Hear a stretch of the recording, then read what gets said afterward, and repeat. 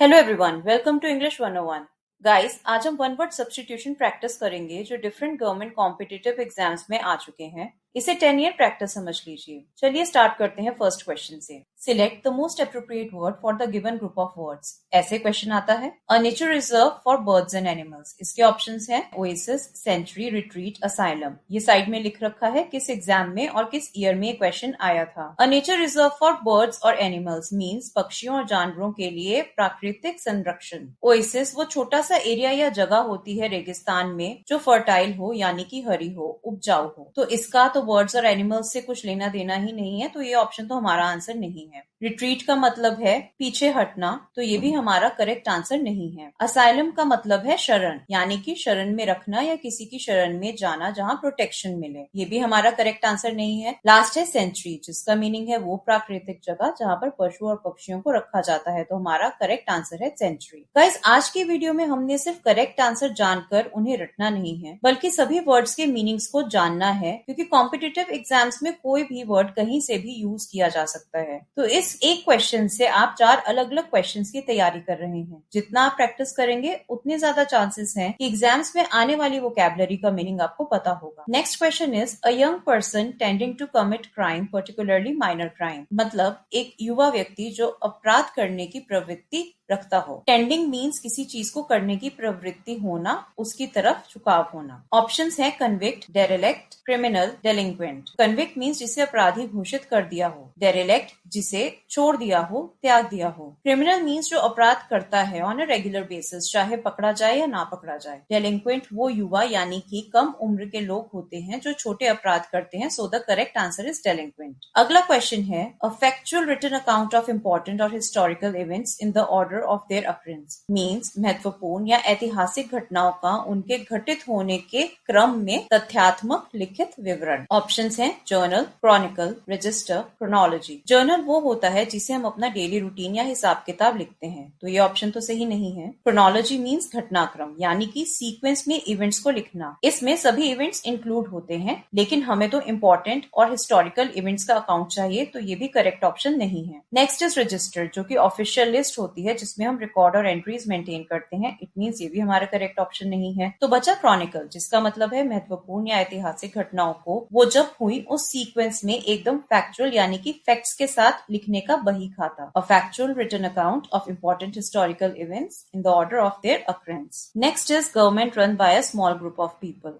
वो सरकार जो एक स्मॉल ग्रुप ऑफ पीपल के द्वारा चलाई जाती है। ऑप्शंस हैं aristocracy, monarchy, oligarchy, plutocracy. Aristocracy वो गवर्नमेंट होती है जो एक प्रिविलेज्ड क्लास के लोगों द्वारा चलाई जाती है, जैसे कि कोई राजा है, उसकी फैमिली। मोनार्की वो गवर्नमेंट सिस्टम है जिसमें एक पर्सन, यूजुअली किंग या क्वीन, राज करता है और ये जनरली इनहेरिट की जाती है, जैसे कि राजा का बेटा अगला राजा बनेगा। ओलिगार्की वो सरकार जो एक स्मॉल ग्रुप ऑफ पीपल के द्वारा चलाई जाती है। प्लूटोक्रेसी मीन्स ऐसी सरकार जो डायरेक्टली या इनडायरेक्टली अमीरों द्वारा चलाई जाती है या कंट्रोल की जाती है। तो हमारा करेक्ट ऑप्शन है option number 3, oligarchy, government run by a small group of people. Next question is a particular form of language which is peculiar to a specific region. यानी कि भाषा का एक विशेष रूप जो किसी विशिष्ट क्षेत्र की विशेषता होती है। ऑप्शंस हैं स्लैंग, डायलेक्ट, लिंगो, जार्गन। इनफॉर्मल वर्ड्स या फ्रेजेस को स्लैंग बोलते हैं, जैसे कि हैंग आउट। अब हैंग आउट का मतलब क्या है कि बाहर लटकते हैं?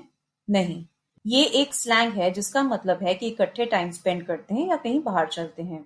लिंगो एक पर्टिकुलर ग्रुप ऑफ पीपल यानी कि विशेष समूह के बोलने का तरीका है, जैसे कि कंप्यूटर लिंगो, फ्रेंच लिंगो। इसमें जार्गन्स और स्लैंग्स दोनों आ जाते हैं। जब हम किसी भी स्पेशलाइज्ड फील्ड की, जैसे कि कंप्यूटर, लिटरेचर, आर्ट या साइंस या कोई और फील्ड से रिलेटेड टेक्निकल वर्ड्स यूज करते हैं तो उन्हें जार्गन्स कहते हैं। ये तीनों तो दिए गए ऑप्शन से मैच नहीं कर रहे, तो बचा डायलेक्ट, जिसका मतलब है a particular form of a language which is peculiar to a specific region, यानी कि भाषा का एक विशेष रूप जो किसी विशिष्ट क्षेत्र की विशेषता होती है। लिंगो किसी पर्टिकुलर ग्रुप ऑफ पीपल के बोलने का तरीका है और डायलेक्ट किसी स्पेसिफिक रीजन यानी कि एरिया में बोलने का तरीका है या भाषा है। ऐसे भी कई बार ट्रिकी क्वेश्चंस आते हैं जिनके ऑप्शंस ऑलमोस्ट सिमिलर होते हैं। Next question is to cross streets on foot carelessly. मतलब लापरवाही से पैदल सड़क पर चलना। ऑप्शंस हैं catwalk, jaywalk, wander, stroll. Catwalk वो लंबा और संकरा मंच होता है जिस पर मॉडल्स किसी फैशन शो में चलते हैं। वॉन्डर मीन्स भटकना, कहते हैं ना बस इधर उधर घूमना, पता नहीं कौन सी स्पेसिफिक डेस्टिनेशन है, बस भटक रहे हैं। स्ट्रोल मीन्स टहलना, जब हम आराम से या इत्मीनान से चलते हैं। और लास्ट है जे वॉक, जिसका मतलब है to cross streets on foot carelessly, यानी कि लापरवाही से पैदल सड़क पार करना। So the correct answer is jaywalk. Downfall that satisfies natural justice, मतलब प्राकृतिक न्याय को संतुष्ट करने वाला पतन। ऑप्शंस हैं paradox, climax, catharsis and nemesis. Paradox ऐसी स्टेटमेंट या सिचुएशन होती है जो सत्य हो सकती है, लेकिन उसे समझना या उस पर यकीन करना मुश्किल लगता है कि ऐसा हो सकता है। Next is climax. ये I guess most of the viewers को पता ही होगा। किसी भी चीज का क्लाइमैक्स उसका मोस्ट एक्साइटिंग या इम्पोर्टेंट मोमेंट होता है। देन कैथराइसिस, जिसका मतलब है any experience of emotional release और cleansing brought about by a work of art, यानी कि कला के किसी कार्य द्वारा, जैसे कि मूवी या थिएटर या सॉन्ग, लाया गया भावनात्मक मुक्ति या शुद्धिकरण का कोई अनुभव। कैथराइसिस ग्रीक वर्ड कैथाइरेन से डिराइव किया गया है, जिसका मतलब है शुद्ध करना, to cleanse. And last option है नेमेसिस, जिसका मतलब है downfall that satisfies natural justice, प्राकृतिक न्याय को संतुष्ट करने वाला पतन। So nemesis is the correct answer. Travelling under a name other than one's own, अपने नाम के अलावा किसी अन्य नाम से यात्रा करना। ऑप्शन है impromptu, incognito, incredible, invisible. Impromptu means एकदम से, अचानक, बिना किसी प्लानिंग के कोई काम कर देना। कहते हैं ना ये एक इम्प्रॉम्प्टू डिसीजन था, मीन्स एकदम से डिसीजन ले लिया। इनकॉग्निटो मीन्स अपनी असली पहचान छुपाना, अपना नेम या टाइटल चेंज करके। यहाँ टाइटल किसी पोजीशन या डेजिग्नेशन को रेफर कर रहे हैं। इनक्रेडिबल मीन्स अद्भुत, असाधारण। जब हम किसी चीज से बहुत इंप्रेस हो जाते हैं या जब कोई चीज हमें बहुत अच्छी लगती है तो हम ऐसे ही बोल के एक्सप्रेस करते हैं, इट्स इनक्रेडिबल मीन्स ये अद्भुत है। लास्ट इज इनविजिबल मीन्स अदृश्य, जो दिखाई ना दे। इन चारों ऑप्शंस में से कौन सा ऑप्शन मैच कर रहा है क्वेश्चन से? इनकॉग्निटो, यानी कि अपनी असली पहचान छुपाना, अपना नाम चेंज करके। Travelling under a name other than one's own. To separate husk from the grain, अनाज से छिलका अलग करना। हस्क छिलके को कहते हैं। ऑप्शंस है विलो, विस्क, विनो, विप। विलो एक तरह का पेड़ होता है जो अक्सर नदी के किनारे पाया जाता है, जिसकी पतली पत्तियां और लंबी टहनियां होती हैं। विस्क मीन्स किसी चीज को फेंटना, तेजी से मिक्स करना, जैसे कि हम अंडों का ऑमलेट बनाने के लिए एग्स को विस्क करते हैं। और विप का मतलब है किसी चीज को इतना फेंटना कि उसमें हवा भर जाए और वो लाइट और एयरी हो जाए, जैसे कि विप्ड क्रीम। मलाई को जब हम बहुत ज्यादा फेंटते हैं तो वो क्रीम से विप्ड क्रीम बन जाती है, लाइट और फ्लफी हो जाती है। और विप कोड़े को भी कहते हैं, जो एक लॉन्ग स्टिक होती है जिसे किसी को मारने के लिए यानी कि चोट पहुंचाने के लिए यूज किया जाता है। लेकिन इन तीनों में से कोई भी आंसर क्वेश्चन से मैच नहीं कर रहा, तो ऑब्वियसली आंसर होगा विनो, जो कि वो प्रोसेस या प्रक्रिया है जिसे कि अनाज से छिलका अलग किया जाता है। वैसे विनोइंग एक स्लैंग भी है जिसका मतलब है टू गेट रिड ऑफ और टू रिमूव समथिंग, किसी चीज से छुटकारा पाना या हटाना। For example, the least qualified applicants were विनोड out after the first round of interview.